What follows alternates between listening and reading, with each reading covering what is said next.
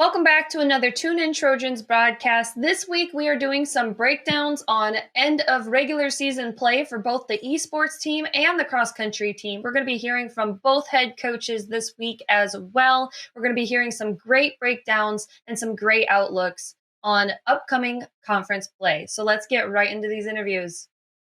Hey, Trojan fans, I am joined by head esports coach Andy Roland. The CCL season is picking up for esports. Valorant has remained undefeated in the CCL conference. They just recently went 2-0 against Dickinson State this past weekend. Coach, can you give us a little bit of a breakdown about this Valorant team and who these athletes are? Sure. These guys are good. It's been a couple years in the making now.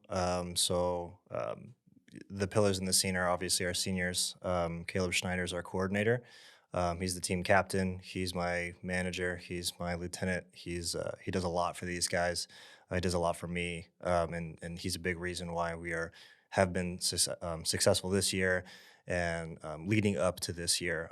A lot of credit's due to him. A lot of credit is due to Jacob Moss, his right hand man. He's been a slayer for us for as long as Valorant has been here. So these two guys are really a pillar in our Valorant scene. And, they've had some tough seasons in the past, these two. And it's the experience that they've gained that have put us where we are now at an undefeated position. And I think that position that they learned from in the past is where our other teams are right now. It's where our Rocket League team is. It's where our League of Legends team. They're figuring it out. They're learning right now. So we have high hopes for them in upcoming seasons. But it's not just them two. I mean, it's the full squad. We had some great pieces just fall in line. Carson was our most improved player last year. He played at the main stage at LAN. He just showed up and he looked great. He looked really comfortable out there. He meshes really well with the team. He was one of those pieces that we really needed. Alexander Billy, excellent at the game. Came in as a freshman and hit the ground running. Had a lot to offer as far as tactics and things like that. He's got really great discipline and gunplay. So, another really, really great piece that we just picked up. Jack is brand new this year, sophomore. So, he was one of those guys that's just new this year that jumped in and really, hit the ground running. So, these guys they're best friends. They work together. They play together. That's why they're so good, is because the ability to connect with each other and it's a process. It's where we are now is the summation of our past seasons, the struggles that they've been through. You mentioned this earlier, the fire that they have from losing last semester. So all of that really equals, an excellent team right now. We're not just flat out better than everybody. It's because we've worked at it. It's because Caleb and Jacob are, leaders and things like that. So, this past week we played Dickinson, who is the only other undefeated team up to this point. They were really good last year. They came to LAN. They finished fourth. They brought everybody back, and that's why they're so good this year is because of the experience they had last year. So a lot of, gaining in this scene and getting better has to do with getting these games in, being comfortable with the full season, learning from it and growing from it. And we just so happen to be at that peak point right now with this team.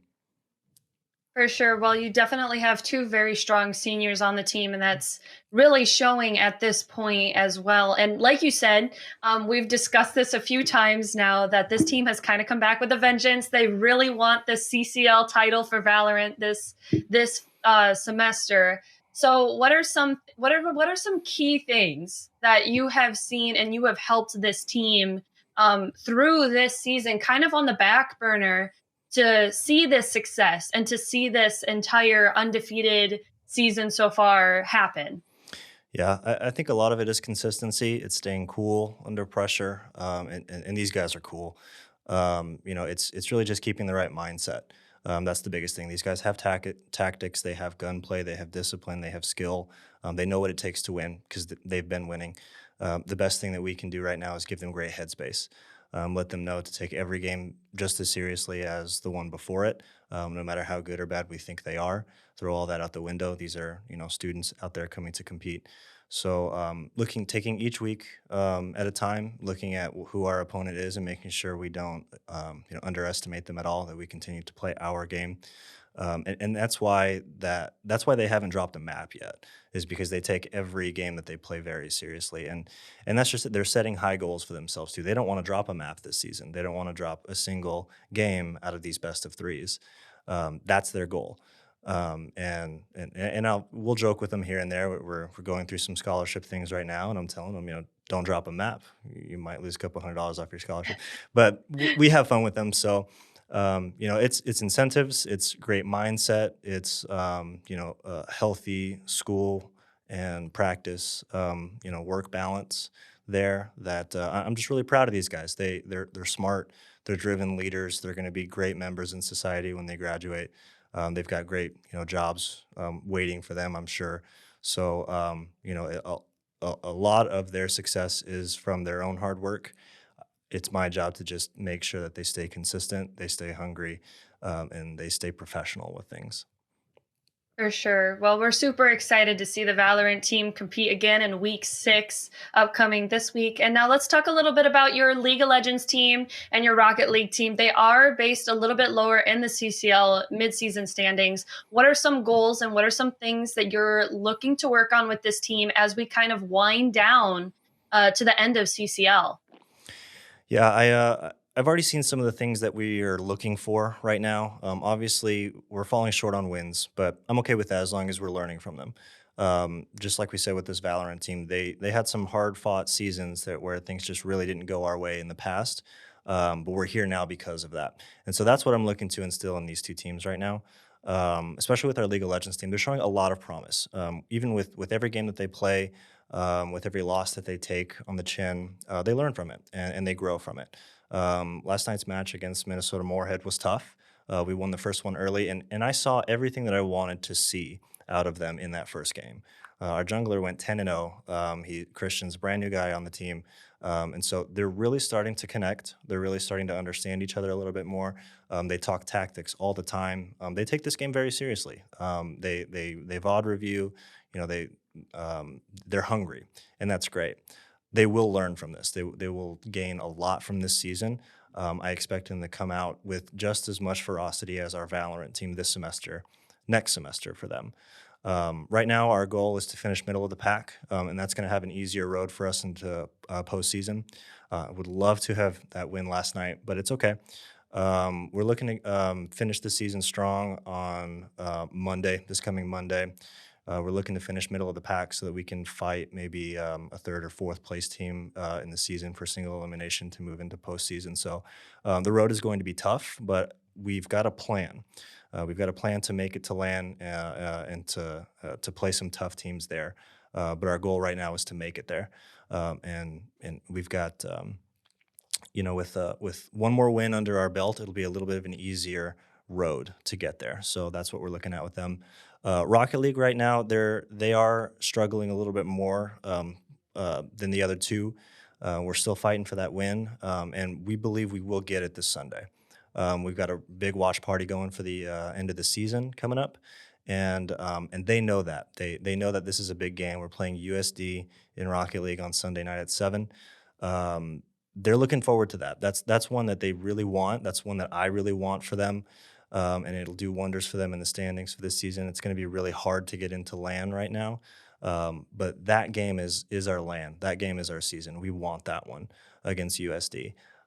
So that'll be the one that we look for the most.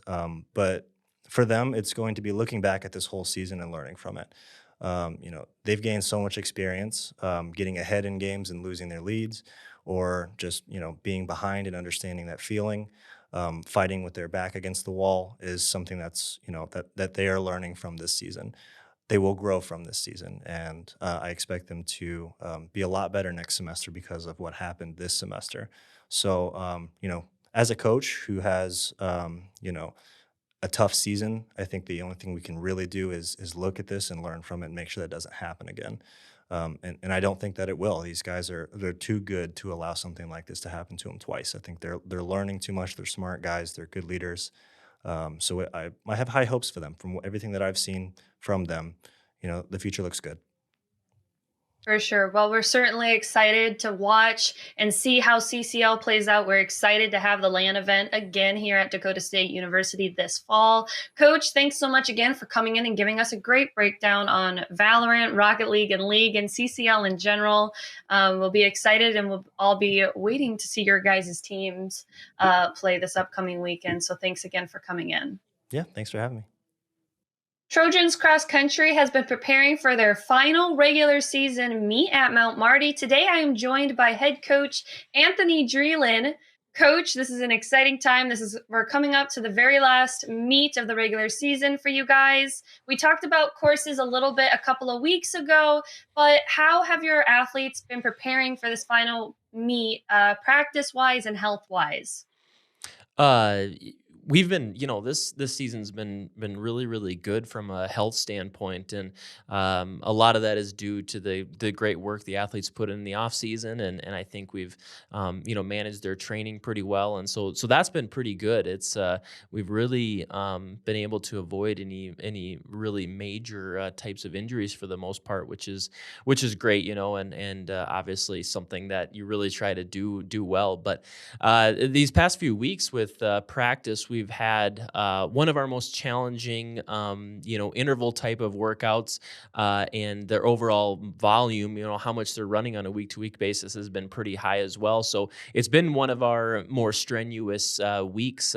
Last Thursday is the specific workout I was kind of mentioning. It was a pretty intense type of day. We had some athletes running 9 by 1,000 meter 1K repeats and cutting down faster than race pace, and others doing a little bit less or doing 800 meter repeats instead, but still cutting down pretty hard. So that was one that it was a very challenging type of day that we did about 10 days out from this next meet at Mount Marty, and I told everyone afterwards, even if you're feeling pretty rough after that, that's going to be one that really obviously you see a lot of benefit from in a week or 2 weeks, and it's meant to be challenging, and so that's something that we've done in this past week, and we've had some other solid workouts as well, things that aren't as challenging but still really good, and so overall we're at the point of the year where it's about just seeing what we can do on the race course and really making sure we're as fresh and ready to go when we head out there and make sure that mentally we're prepared as we can be as well. For sure. Now, let's dig a little bit into both sides, kind of looking at conference. For your women's team, we've seen some pretty great performances this year. Now, conference wise, how do you think the women's team is going to kind of place at conference, or what is going to kind of be the outlook for the women's Yeah. team at conference this year? Yeah, absolutely. I think on a macro level, there's 3 teams that have the potential to win on a given day, and that's Viterbo, and Dickinson State and Dakota State. And after the last 2 performances, Viterbo, I would say, is pretty solidly in the leadership type of role. They're in the number 1 spot in the conference, and I'm the women's rater for the North Star, and so I rate the conference on a every so often, every few weeks basis when ratings come out. And they've by far, really solidified their spot as a number 1 team. They have a really tight pack. Their 1 through 5 runners are often finishing in less than a minute, and that's really a strength of theirs.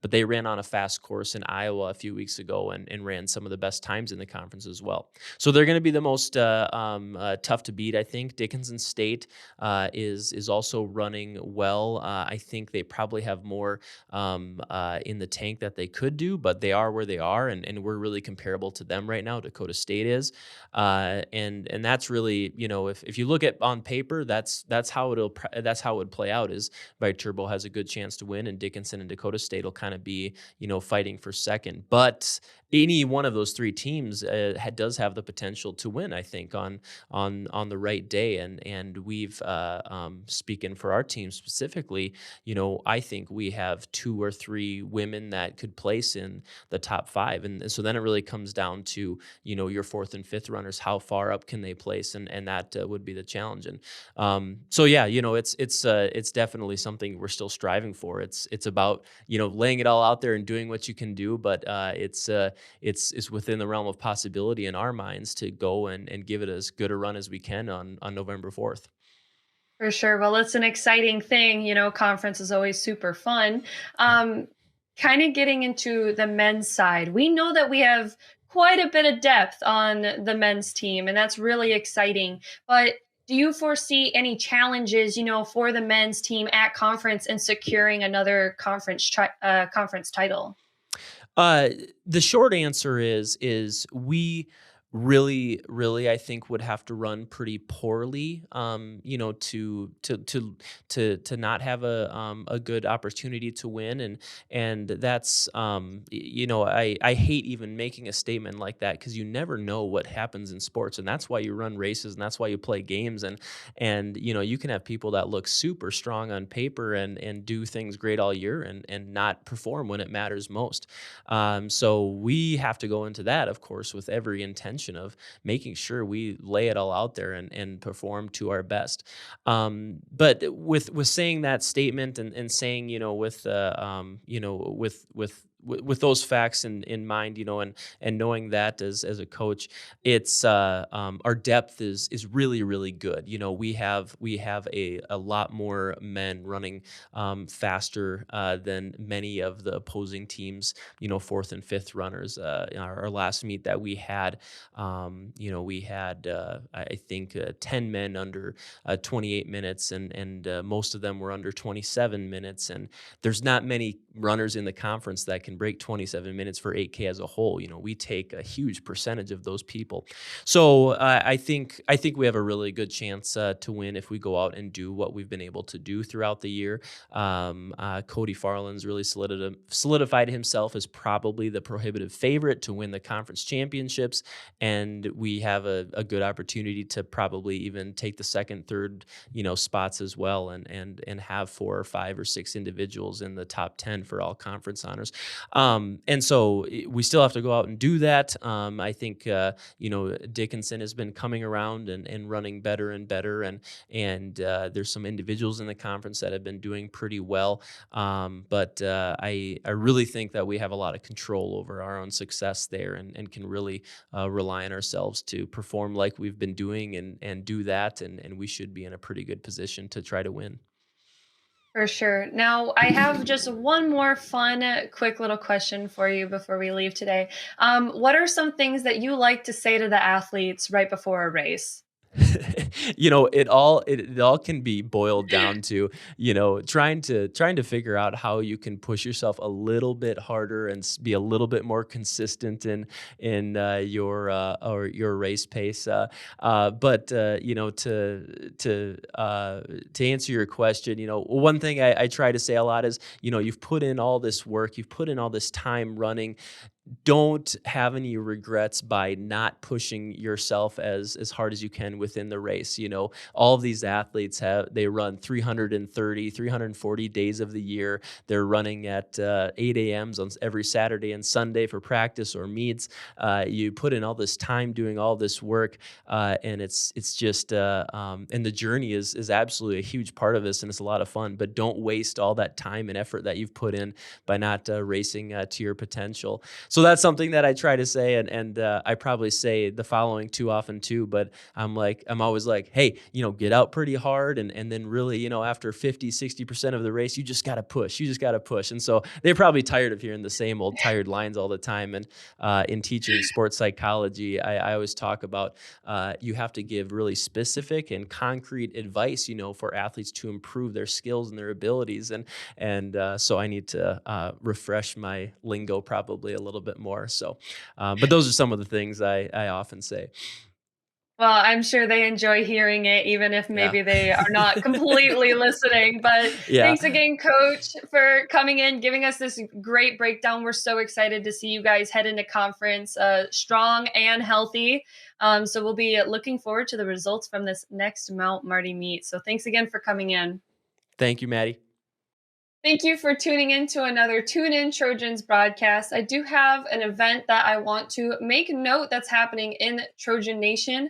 On October 23rd at 6:30 p.m. in the Beacom Collaboration Center, we will be hosting a watch party for the final regular season matchups for esports in Valorant and Rocket League. We invite everybody to come out and take part and cheer on our esports team as they try to continue undefeated in Valorant and as our Rocket League takes against USD. So thanks again for tuning in, and we will see you next week. And until next time, go Trojans.